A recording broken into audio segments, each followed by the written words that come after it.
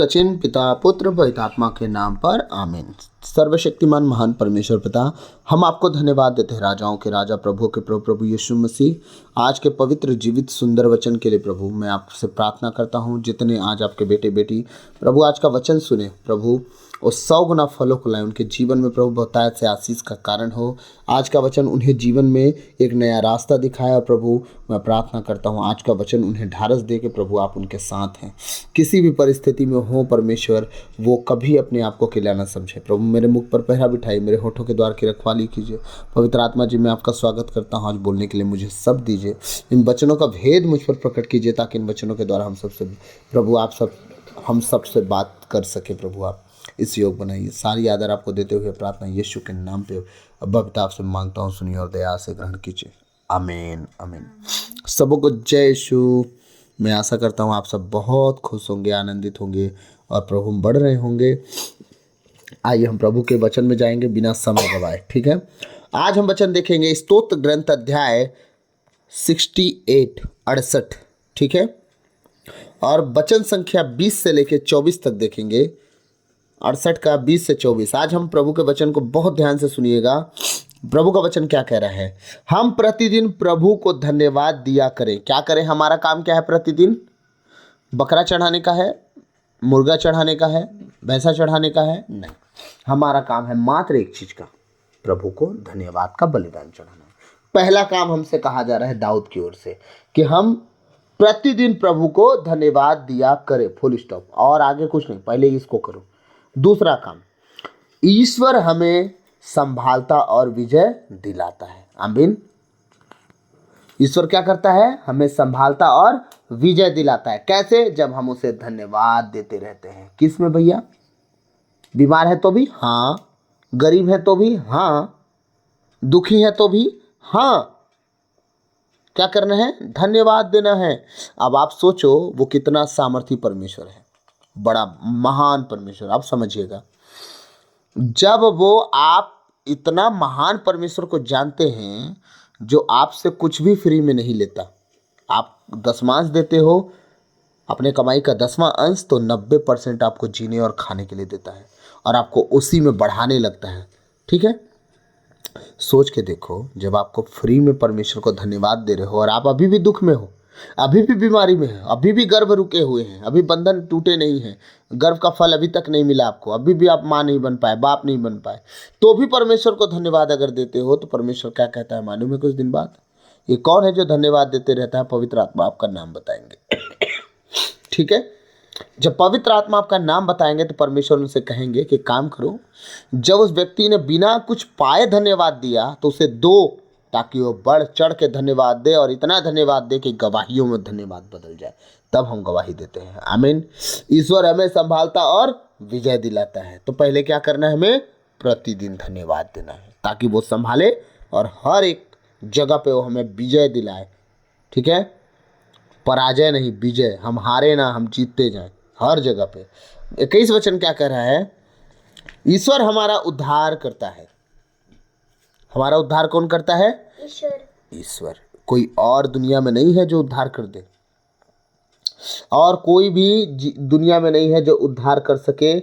हमारा उद्धार ईश्वर ही कर सकता है। ईश्वर के अलावा दुनिया में कोई नहीं है जो आपकी मुक्ति कर सके, उद्धार कर सके। आपका घर परिवार, माता पिता, परिवार, रिश्तेदार, जो भी आपका उद्धार करने की बात कर रहे होंगे, वो सब ढकोसला है, झूठ है। वो एक दिन सब साथ छोड़ के भाग जाएंगे। मैं बहुत से रिश्ते ऐसा देखा हूँ जो कहते हैं ना, जब छोटे रहते हैं बच्चे कहते हैं भाई की बेटी है, मेरे पास तो बेटी नहीं है, एक काम करो अपनी बेटी मुझे दे दो, मैं इसका देख रेख करूँगा, शादी ब्याह करूँगा, ठीक है। आप समझिएगा, मैं समझाना चाह रहा हूँ, ठीक है। जब भाई की बेटी थोड़ी बड़ी होती है और उसके चाल चलन आपके बच्चों जैसे जब होने लगते हैं, क्योंकि आपके बच्चों के साथ वो पल बढ़ रही है, आपके स्वभाव में पल बढ़ रही है, जब भाई की बच्ची जो है ना उस स्वभाव में ढलने लगती है, तो आपके अपने बच्चों की गलती तो नहीं दिखती, लेकिन भाई की बेटी की गलती बहुत तेज़ी से दिखती है ना। मेरे पास बेटी है, भाई का बेटा ले लेता हूँ, तो आपके स्वभाव नेचर में जब अब आपका भाई का बेटा पल रहा है, तो अगर थोड़ा भी गलती कर रहा है तो आपको खटकने लगता है, फिर आप क्या करते हो मालूम है, बड़ा होने लगता है ना, सारी रिस्पॉन्सिबिलिटी अपने भाई के सर पे थोप देते हो। तुम्हारा बच्चा बिगड़ गया है, तुम्हारी बेटी बिगड़ गई, तुम्हारी बेटी गलत कर रही है, ये कर रही वो कर रही है, जिम्मेदारी तुमने जब लिया तो भाई पर क्यों थोप रहे हो। फिर क्या करते हैं, भाई के बच्चे को, भाई के बेटे बेटी को वापस कर देते हैं।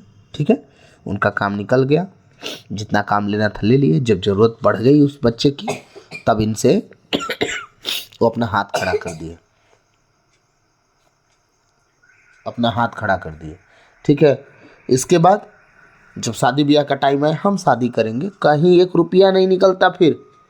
हाँ, याद रखिएगा, प्रभु कहता है ईश्वर हमारा उद्धार करता है, कोई और उद्धार आपका नहीं कर सकता।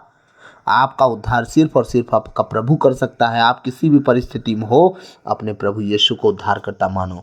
प्रभु, हम जानते हैं हमारे जीवन में लाख कमी दिख रही है, हम लाख गरीबी में दिख रहे हैं, लेकिन तू हमारा उद्धार करेगा, तू हमें मुक्ति दिलाएगा। आपका विश्वास बना रहे। प्रभु को धन्यवाद देते जाओ। आगे वचन क्या कह रहा है, प्रभु ईश्वर हमें मृत्यु से बचाता है। कौन बचाता है मृत्यु से? आपका उपवास, आपका प्रार्थना। जिस तरह प्रार्थना करना चाहिए दाऊद भी बेचारा नहीं जान पाया। हाँ, वो जानता तो परिपूर्ण होता, परिपूर्ण कोई नहीं है यीशु मसीह के अलावा। ठीक है, क्या कह रहा है, प्रभु ईश्वर हमें मृत्यु से बचाता है। कौन बचाता है आपको मृत्यु से?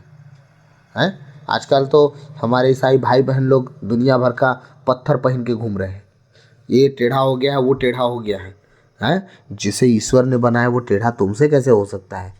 क्योंकि परमेश्वर तो पूरी कायनात को बनाया और कायनात का मालिक वो है और आप उसके औलाद हैं।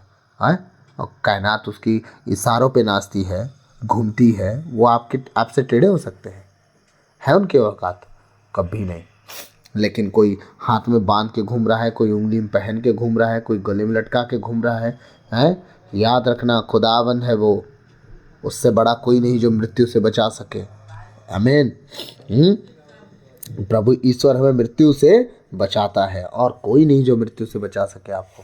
वही है जो मृत्यु से बचाता है। तो जो मृत्यु से बचा सकता है उसके करीब जाओ, किसी और के करीब ना जाओ। कोई आपको नहीं बचा सकता मृत्यु से। डॉक्टर कैंसर हो गया, जवाब दे देता है। यीशु मसीह ने कभी किसी को जवाब दिया? नहीं। हम लाखों गवाही सुने हैं कि यीशु मसीह कैंसर से ठीक किए, HIV से ठीक किए। हाँ, अब देखिए 22 वचन क्या कह रहा है, ध्यान से सुनेंगे हम। ईश्वर अपने शत्रुओं का सिर कुचलता है। जो परमेश्वर के बैरी बने हैं, जो परमेश्वर के नाम को बराबर खराब करते हैं, हम ये हैं, यीशु कौन है, वो तो अपने आप को नहीं बचा सका, क्रूस पे मर गया, हम लोग को क्या बचाएगा। ईसाइयों का ईश्वर तो ऐसा है, ईसाइयों को मैं बता रहा हूँ आपको, जितना निंदा परमेश्वर की करना है कर लो, लेकिन जो परमेश्वर के आत्मा की निंदा करेगा वो बचाया नहीं जाएगा। यीशु मसीह के अंदर इंसानों की आत्मा नहीं बसती थी, परमेश्वर की आत्मा बसती थी, और जो उसे निकम्मा नकारा समझा वो गया। तो आज जो यीशु मसीह के लोगों को सता रहे हैं, जिसके अंदर प्रभु का आत्मा बसता है, उन्हें मारपीट कर रहे हैं, गाली गलौज कर रहे हैं, आपको क्या लगता है यीशु मसीह छोड़ देंगे उनको? हैं, वो क्या कह रहा है, ईश्वर अपने शत्रुओं का सिर कुचलता है, सीधे कुचलेगा वो। शत्रु कौन है, किसका सर कुचलते हैं हम? हमें बचपन से सिखाया गया, सांप मारो तो उसका सर कुचल दो, क्योंकि वो फोटो खींच लेता है, बदला लेगा। ऐसा कुछ नहीं है। उत्पत्ति में ही परमेश्वर ने कहा था हेवा से कि तू इसका सिर कुचले, तेरी औलाद इसका सिर कुचलेगी और तेरी एड़ी काटेगा। सांप जब भी मिलेगा पैरे काटता है, ठीक है, और इंसान जब भी सांप को मारता है, उत्पत्ति से ही रूल बना है, सर को ही कुचलेंगे। और हमारा परमेश्वर उसी बैरी को, उसी धूर्त को, उसी लूसीफर को क्या कर रहे हैं? हाँ, अपने पैरों से। क्यों? क्योंकि ये हमेशा नुकसान करने की सोचते रहता है, प्रभु के प्रति, उनके लोगों के प्रति, उसके कार्य के प्रति, हमेशा लोगों को नुकसान के लिए उकसाता है। ईश्वर अपने शत्रुओं का सिर कुचलता है। उस व्यक्ति को लंबे बाल वाली खोपड़ी को, जो कुमार्ग पर चलता है। कौन है वो? लंबे बाल वाली खोपड़ी जो कुमार पर चलती है, जो सही रास्ते पे नहीं चलती। ठीक है, इजबेल, व्यभिचारिणी, समझ रहे हैं मेरी बात? सबकी बात कर रहा है परमेश्वर। जितने लोग परमेश्वर का काम बर्बाद करते हैं ना, उन सबका नाम ले रहा है। हालेलुया। कह रहा है जो कुमार्ग पर चलता है। आगे वचन कह रहा है, प्रभु ने कहा मैं तुम्हें वाशान से ले आऊंगा। पहला क्या कह रहा है, तुम्हें बंधुआई के देश से ले आऊंगा, तुम्हें जहां तुम बंदी करके चले गए तो वहां से ले आऊंगा, तुम्हें समुद्र की गहराइयों से निकाल कर लाऊंगा। मिस्र देश से निकले कि नहीं इजराइली, समुद्र की गहराई से निकले ना। हाँ, अब परमेश्वर कह रहा है अगर किसी गहराई जैसी अवस्था में फंसे हो, तुम बंधुआई जैसे अवस्था में फंसे हो, तुम किसी जगह पे बंदी बना के नौकर बन के जी रहे हो, किसी की नौकरी में गुलामी कर रहे हो, किसी के होटल में काम कर रहे हो, किसी के घर में मजदूरी कर रहे हो जाके, परमेश्वर कहता है तुम मेरी दुहाई दो। प्रतिदिन क्या करो, हम प्रतिदिन प्रभु को धन्यवाद दिया करें। 20वां वचन क्या कह रहा है, प्रतिदिन प्रभु कह रहा है। प्रभु ने कहा मैं तुम्हें बाशान से ले आऊंगा। कब? जब तुम प्रतिदिन प्रभु का धन्यवाद करोगे। वो क्या कर रहा है, बंधुआई के देश से जहाँ तुम बांधे गए हो, तुम वहाँ गुलाम बनाए गए, वहाँ से मैं तुम्हें ले आऊंगा, तुम्हें समुद्र की गहराइयों से निकाल कर लाऊंगा। कैसे? जो आज परिस्थितियां हैं हमारे जीवन की, आज हम अपने जीवन में न जाने कितनी कितनी गहराइयों में घुस गए हैं, न जाने कितना कर्जा चढ़ गया लोगों के ऊपर, वो समुंदर जैसा भारी हो गया। बच्चे बिगड़ गए, वो समुंदर जैसा भारी हो गया। बीमारियां आ गई, पैसे का था लग जा रहा है, वो समुंदर जैसे भारी। प्रभु कह रहा है जिस तरह इजरायली समुद्र की गहराई से निकले और वो बपतिस्मा पाए उस समुद्र का, उसी तरह तुम भी गहराइयों से मैं तुम्हें निकाल लाऊंगा। अंतिम वचन मैं आप सबके लिए पढ़ूंगा। 24वां वचन कह रहा है, जिससे तुम रक्त में अपने पैर धो। कैसे धो? रक्त में अपने पैर धो। किसके रक्त में? जिसका प्रभु कह रहा है मैं खोपड़ी जो है ना उखाड़ूंगा, उसकी बात कर रहा है। जो अपने शत्रु को कह रहा है जिसे मैं मारूंगा ना, ईश्वर अपने शत्रु का सिर कुचलेगा। कह रहा है जिससे तुम रक्त में अपने पैर धो और तुम्हारे कुत्तों की जीभों को शत्रुओं का अपना हिस्सा मिले। मतलब जितने शत्रु हैं क्या होगा, उन्हें आपके कुत्ते खा जाएंगे, उनके जीभ का हिस्सा बन जाएंगे। वो शत्रु लोग, वो आपका कुछ नहीं बिगाड़ पाएंगे। वही शत्रु लोग को आपका कुत्ता खा जाएंगे और वही शत्रु लोग का खून आपके पैरों से धुलेगा। सोच के देखिए, प्रभु कहता है जिससे तुम रक्त में अपने पैर धो और तुम्हारे कुत्तों की जीभों को शत्रुओं का अपना हिस्सा मिले। जितने दुश्मन आपके उठेंगे, कह रहा है कि तुम्हारे कुत्ते उन्हें खा जाएंगे, उनके जीभ का टेस्ट बन जाएंगे, वो हाँ स्वाद चखेंगे उनका, और तुम्हारे पैर जो हैं उनके खून से धुलेंगे। ये है परमेश्वर, और दुनिया में ऐसी कोई ताकत नहीं है जो आपको इस तरह ऊंचा उठा सके, इस तरह लिए चले। जितने लोग आपके बैरियर विरोधी हैं, याद रखिए एक दिन शर्मिंदा होंगे जब आप पिता परमेश्वर के सामने उपस्थित होंगे। वो जलाल परमेश्वर के सामने उपस्थित होंगे। वो धधकती हुई आग की तरह जो परमेश्वर है, उस फटिक के जैसे जो परमेश्वर है, वो प्योर सोने से भी प्योर, जो सोने की सड़क पे चलते वाला परमेश्वर के सामने उपस्थित होंगे। एक दिन आप भी खड़े होंगे, एक दिन आपके सताने वाले भी खड़े होंगे।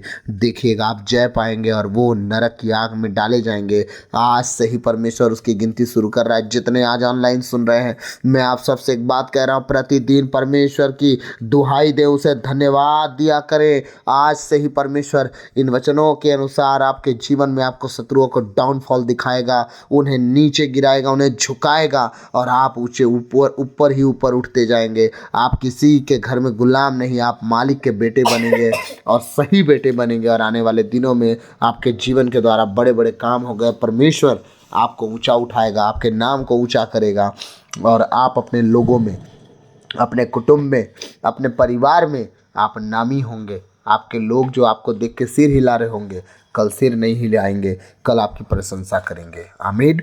तो प्रभु आज के इन वचनों के द्वारा हम सबको बहुत से आशीष दे। आमीन। God bless you all. आप बचे, आपका घराना बचाया जाए। आज के वचन के द्वारा प्रभु हम सबको संभाले, बचाए और ऐसा ही लिया चले। आमीन। आमीन।